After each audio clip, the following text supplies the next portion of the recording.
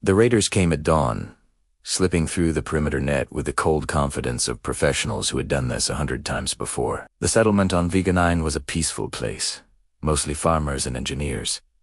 They weren't warriors. Their only real defense officer was a toll, perpetually tired human named Rhea Morgan. The native aliens called her the soft step. The settlers just called her Rhea. And the raiders, well, they called her nothing at all, because they had no idea what she really was. The trouble started in the communal square, right in the heart of the settlement. The young of the village, these adorable, furry, bright-eyed creatures, had been gathering for their morning lessons. Their instructor, a wise old alien named Eldavre, saw the raiders first.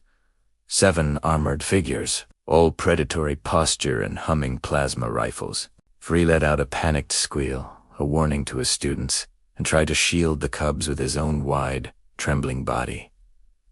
The lead raider just snarled, a cruel, guttural sound. "Move aside, old one," he commanded. "We're here to collect tribute. The little ones will fetch a good price on the market." His rifle lifted, the muzzle glowing ominously. A tiny cub, small even by his species standards, with his fur still patchy and new, peeked around Rhea's leg. He froze, his big eyes wide with terror, as the barrel of that plasma rifle centered directly on his head. And then something blurred. It was a flicker of motion so fast it was almost subliminal. Rhea didn't shout. She didn't issue a warning. She simply appeared. One moment she was across the square, casually sipping her morning stim brew, and the next she was standing right in front of the raider, her hand wrapped firmly around the barrel of his rifle. "Not happening," she said, her voice calm and level. The raider, a hulking brute, encased in armor, just smirked down at her. To him, she was just another soft-skinned, fragile colonist. He pulled the trigger. Nothing. The weapon didn't fire. Rhea had crushed the internal induction coil with her grip. "Oh," she said lightly, almost conversationally. "Pretty sure the warranty doesn't cover that."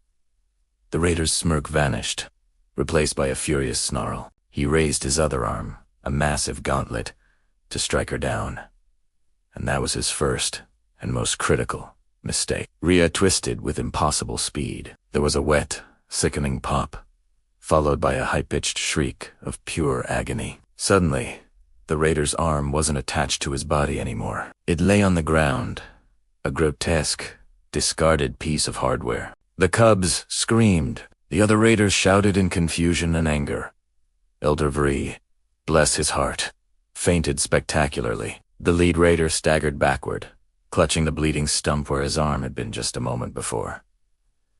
"WH, what are you?" he stammered, his voice filled with shock and pain. Rhea's jaw tightened.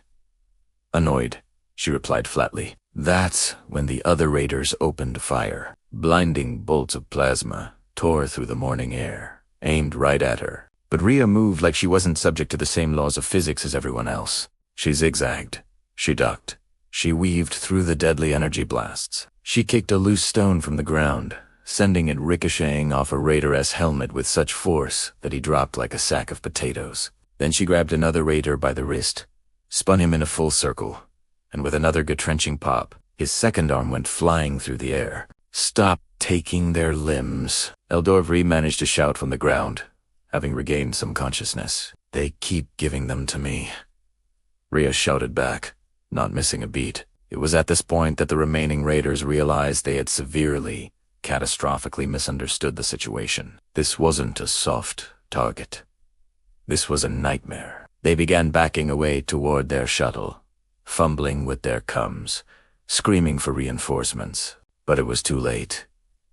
Rhea had already leaped onto the nearest one, using him as a living weapon, slamming him into the others like bowling pins. Their weapons scattered across the dirt, useless. Only one raider was left standing. In a final, desperate move, he grabbed the small cub who had been targeted first, pulling the terrified youngster close and pressing a vibra knife to his throat.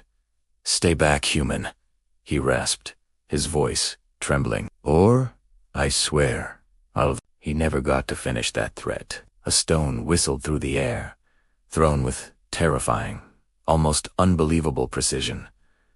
It struck the raider's wrist, shattering the bone instantly. The knife clattered to the ground. The cub scrambled away to safety, and Rhea stepped forward. The calm, almost detached demeanor she'd maintained fell away, replaced by something cold and dangerous. Her voice dropped to a whisper that was more menacing than any shout. "Threaten a kid again," she dared him. "Go ahead!" The raider simply collapsed, a trembling, broken mess on the ground. "Mercy," he whimpered. Rhea took a long, controlled breath, reining in her fury.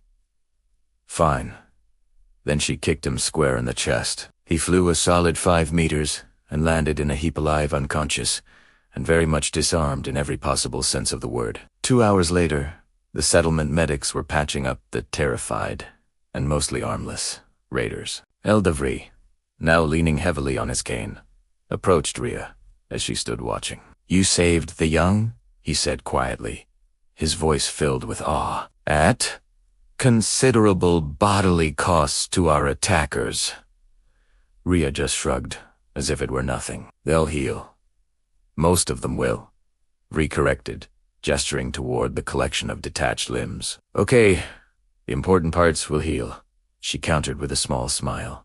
Just then, the very cub Rhea had saved waddled up to her, his enormous eyes as wide as moons. "You're strong," he whispered, his voice trembling with admiration. Rhea's hard expression softened instantly. She crouched down to his level, a genuine, warm smile spreading across her face. "I just know what's worth protecting," she said gently. The little cub reached out with his tiny paws and hugged her leg. For the first time all day, Rhea froze. Combat she could handle. Detaching limbs from intergalactic pirates, easy. But genuine affection from tiny, fuzzy creatures, that was her one true weakness. She awkwardly, but gently, patted his head. Behind her, the village elders were already in a heated discussion about reinforcing the settlement, training more guardians, and maybe politely asking Rhea to please never throw severed arms into the vegetable fields again. Rhea stood up, stretched, and cracked her knuckles loudly. "If any more raiders show up," she announced to no one in particular, "tell them to bring spare limbs. It saves time." The cub giggled. Eldavri just shook his head, a look of weary disbelief on his face. "Humans," he sighed. "Truly impossible beings." Rhea grinned, her good humor fully restored. "You're welcome.